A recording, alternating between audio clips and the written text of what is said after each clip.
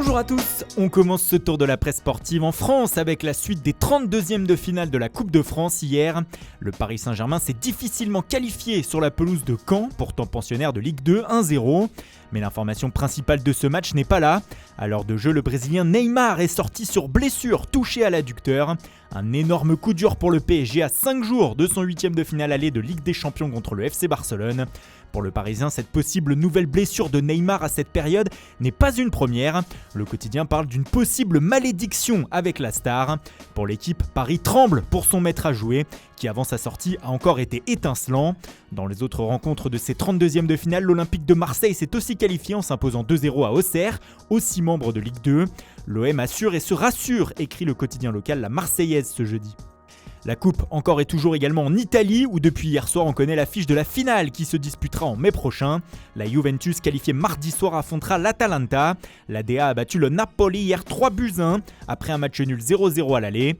Mais l'édition napolitaine du Corriere dello Sport, comme vous vous en doutez, ne fête pas cette qualification. Elle critique plutôt la nouvelle contre-performance du Napoli. C'est une reddition, un abandon pour le média, sans doute la défaite de trop pour le coach Gennaro Gattuso, qui s'était vu fixer un ultimatum par le président Aurelio De Laurentiis. La crise est profonde à Naples. En Espagne, la Copa del Rey était aussi à l'honneur en ce mercredi soir. Première demi-finale aller à Sánchez-Pizjuán et superbe victoire du Séville FC 2-0 contre le FC Barcelone. Un revers qui fait mal aux Catalans pour les Sportius ce matin. Il vient mettre fin à 6 victoires de rang de la part des Blaugrana. Et il est d'autant plus difficile à encaisser que c'est Ivan Rakitic, un ancien Barcelonais, qui est venu corser l'addition en fin de match. Pour Sport, il faudra encore une fois effectuer une remontada dans 3 semaines lors du match retour au Camp Nou. Le quotidien pointe aussi du doigt ce matin la performance très moyenne de Samuel Umtiti en défense centrale. Le média écrit que le Barça a été pénalisé par sa défense hier, spécialement par le français, coupable sur les 2 buts sévillans. Même titre et même reproche en une de Mundo Deportivo qui appelle à l'exploit dans 3 semaines. Enfin, le quotidien local sévillan Estadio Deportivo reste lui prudent malgré le très bon résultat. Séville n'est pas à l'abri, titre le journal. Un peu d'humilité, ça fait du bien. Direction l'Angleterre désormais avec les 8e de finale de la FA Cup hier et une nouvelle balade pour le Manchester City de Pep Guardiola. Victoire 3-1 sur la pelouse du club gallois de Swansea. Mais ce qui retient l'attention des médias anglais ce matin, c'est le nouveau record de victoires consécutives atteint par les Citizens. Avec 15 succès de rang, il brise un nouveau plafond, comme l'écrit le Daily Telegraph. Si l'on veut même aller plus loin, ça fait désormais 22 matchs que Manchester City n'a pas connu la défaite. Pour le Daily Star, c'est une ville gagnante, alors que le Daily Express n'a même plus de mots pour exprimer ce qu'il ressent.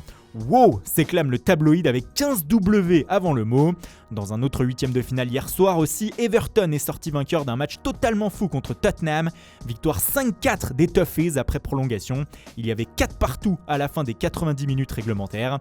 Everton triomphe après un tour de cup digne des montagnes russes, écrit The Times. Un vrai match de coupe. Ce succès renversant fait aussi la une du Sun avec ce jeu de mots assez drôle. Burnout pour les hommes de Mourinho. Bern étant le début du prénom du héros du soir, le Brésilien Bernard, auteur du but victorieux en prolongation. Mais le tabloïd se penche aussi ce matin sur l'actualité de 2 clubs, Chelsea et Liverpool. D'abord au sein des Blues, Thomas Tuchel a indiqué qu'il comptait relancer son 2e gardien, Kepa Arrizabalaga, placardisé par Frank Lampard depuis le début de saison. Le technicien allemand veut lui faire confiance et l'Espagnol sera titulaire ce soir en Cup sur le terrain de Barnsley. Enfin côté Liverpool, c'est l'actualité de Mohamed Salah qui intrigue. Hier, le président du Bayern Munich, Karl-Heinz Rummenigge, a fait une déclaration d'amour à l'Égyptien et a indiqué qu'il aimerait bien que Salah rejoigne prochainement la Bavière.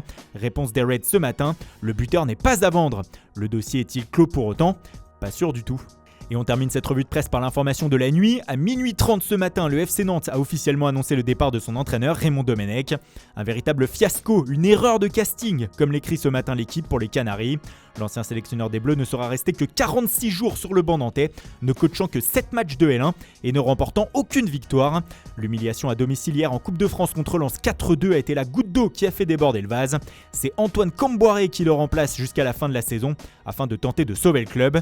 Et puis dernière information concernant un entraîneur français, la presse turque via Photomatch nous apprend ce matin que Fenerbahçe serait entré en contact avec Arsène Wenger.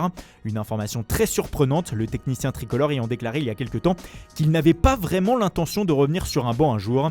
Mais selon le média, la présence désormais de Mesut Özil au sein du club d'Istanbul pourrait convaincre Wenger de dire oui.